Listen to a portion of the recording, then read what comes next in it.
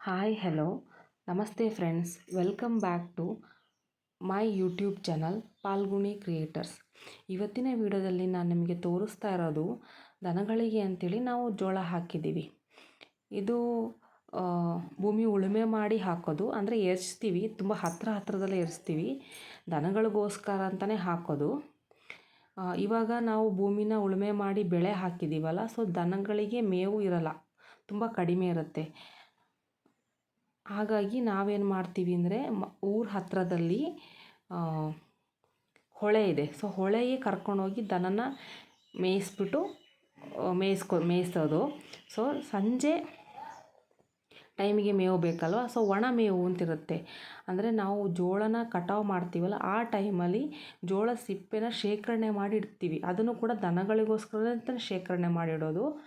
ಅದನ್ನು ಸಂಜೆ ಟೈಮು ದನಗಳಿಗೆ ಮೇವು ಹಾಕ್ತೀವಿ. ಸೊ ಇದು ದನಗಳಿಗೆ ಅಂತಲೇ ಹಾಕಿರೋದು. ಇದು ದೊಡ್ಡದಾಗುತ್ತೆ, ಇದು ಬೆಳೆದ ಮೇಲೆ ದನಗಳಿಗೆ ಇದನ್ನೇ ಕಡಿದು ಮೇವು ಅಂತ ಹಾಕ್ತೀವಿ. ಸೊ ಹೊಳೆ ಹತ್ತಿರ ಎಷ್ಟು ದಿನ ಕರ್ಕೊಂಡು ಹೋಗ್ತೀವಿ ಅಂತಂದರೆ, ಮಳೆ ಜೋರಾಗಿ ಹೊಳೆ ಮುಚ್ಚುತ್ತೆ, ಅಂದರೆ ಹೊಳೆ ನೀರು ಜಾಸ್ತಿಯಾಗಿ ದನಗಳನ್ನ ಮೇಯ್ಸೋಕ್ಕಾಗಲ್ಲ ಅಲ್ಲಿ. ಆ ಟೈಮ್ವರೆಗೂ ದನಗಳನ್ನ ಅಲ್ಲೇ ಕರ್ಕೊಂಡೋಗಿ ಮೇಯಿಸ್ಬಿಟ್ಟು ಅದಾದಮೇಲೆ ದನಗಳನ್ನ ಕರ್ಕೊಂಡೋಗಲ್ಲ. ಸೊ ಅಷ್ಟೊತ್ತಿಗೆ ಏನಾಗುತ್ತೆ ಅಂದರೆ, ಜಮೀನಿಂದ ಜಮೀನು ಮಧ್ಯದಲ್ಲಿ ಬದಿ ಇರುತ್ತೆ ಅಲ್ಲ, ಅಲ್ಲೂ ಮೇವು ಬೆಳ್ಕೊಂಡಿರುತ್ತೆ, ಅಂದರೆ ಹುಲ್ಲು ಬೆಳ್ಕೊಂಡಿರುತ್ತೆ.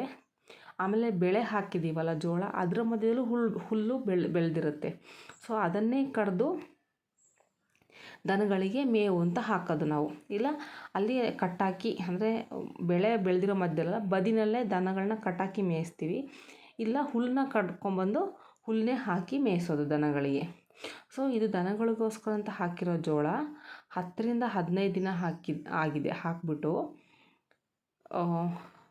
ನಾವು ಮಾಮೂಲಾಗಿ ಬೆಳೆ ಮಾಡ್ತೀವಲ್ಲ, ಬೆಳೆಗಿಂತ 10 ದಿನ ಮುಂಚೆ ಹಾಕಿರೋದು ಇದು. ನೋಡಿ ಎಷ್ಟು ಚೆನ್ನಾಗಿ ಹೆಂಗೆ ಬಂದಿದೆ ಅಂತ ನೀವೇ ನೋಡ್ತಿರ್ಬೋದು. ಈ ಥರ ಇದೆ, ನೋಡ್ತಿದ್ದೀರಲ್ಲ.